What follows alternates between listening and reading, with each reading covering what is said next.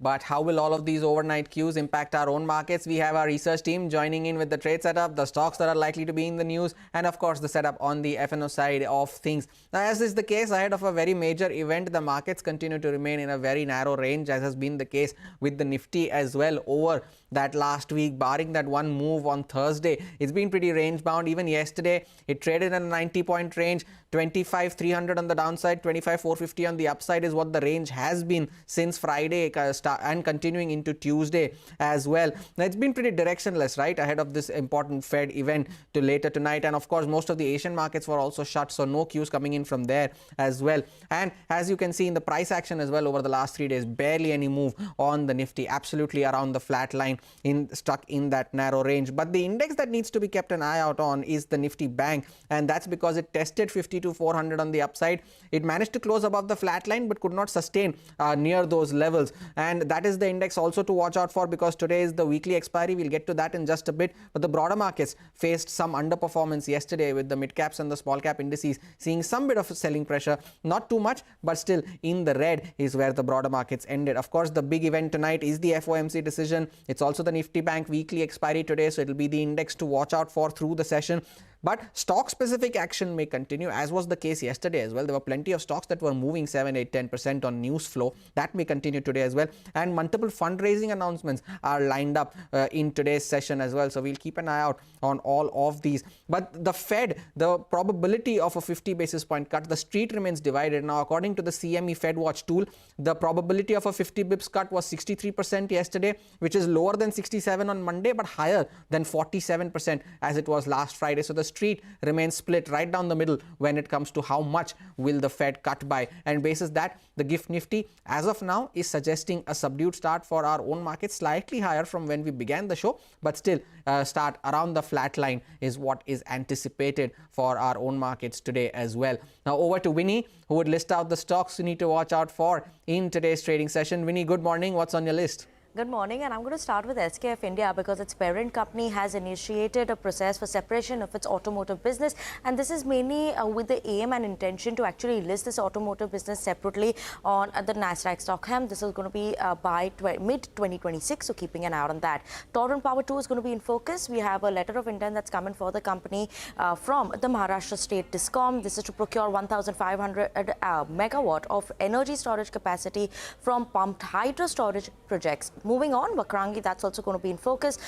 They are going to be partnering with Star Health to offer health insurance products via Vakrangi Kedara network. Other than that, Reliance Infra also in focus. There's a settlement agreement that's taking place with Edelweiss ARC for an entire obligation of the NCDs that they had of around 385 crores, expected to be completed by 30th of September 2024. So moving on to the next one, we have Siegel India, that's also in focus, emerged as an L1 bidder for a project worth around 1,199 crores. HCC, that's also something that we're watching out for. The company is said to be raising funds of around 1,500 crores. They received the authorization from the shareholders.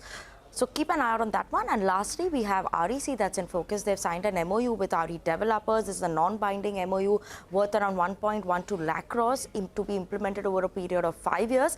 And the non-binding commitment is to increase the renewable loan book to around 3 lakh crore rupees by 2030 for the company. And overall, obviously, the renewable current share also will increase from currently 8% to 30% by 2030. So a sharp increase that we're expecting on that front. And REC could be in focus. REC, we'll keep an eye out on that. Vinny, thanks a lot for sharing that list. And finally, Mangalam joins in with cues from the FNO space. Mangalam, good morning. Pretty range bound is the indices, but what do you need to watch out for today? Well, what you need to watch out for today, the fact that it is ahead of the FOMC meet, and typically it seems like, the markets hit a bit of a snooze button ahead of that itself. The key indices are consolidating. If you look at, the only quibble that one had yesterday was the mid-cap index ended marginally in the red along with the small-cap indices, and the market breadth favored decline. So those are a couple of factors that we need to keep an eye out on. All through yesterday's trading session, we had more number of stocks which were declining than the number of stocks which were advancing. But on the frontline indices, ahead of the big event, the market has been consolidating working in a very narrow range. Day before yesterday, the range on the Nifty between the high and the low was 110 points. And today, yesterday, that number was 89 points itself. The GIFT Nifty indicates a slightly flattish start. Let's see where that number goes as well. Some of the positives, however, was despite, this range-bound move, the FIs continue to buy in cash markets. So yesterday, we had both the DIIs and the FIs put in together close to around 1,300 crores. The FIs continue to slowly and steadily build positions on the long side and index futures as well. Yesterday, the number was 426 crores. Incrementally, doesn't seem like big, but if you compare it with levels of September 11 itself, the net contracts were 1.51 lakh, and now that number has swelled to 2.2 lakh, and the long positions have increased from 64% to 68% as well. Typically ahead of Fed events, when the street knows that there could be a rate cut, it goes long. And to that extent, what will be important today is to watch out for the Nifty Bank. Why is that? Because the 52,500 call is extremely active ahead of the weekly options expiry. If it does surpass that and hold above that, there could be a case for some short covering. And the 52,000 put at the lower level has the maximum open interest as well.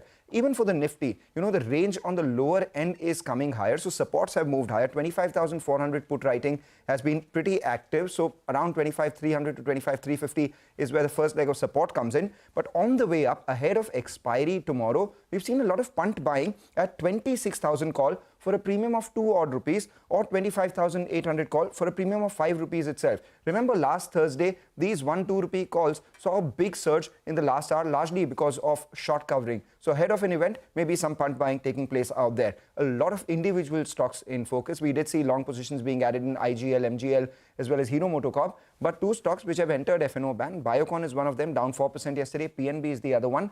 And the other couple of stocks are Bandhan Bank and Chambal Fertilizers. Both of them were higher yesterday and have exited F&O ban. Nifty Bank, the index to watch out for today. Mangalam, thanks a lot for that update.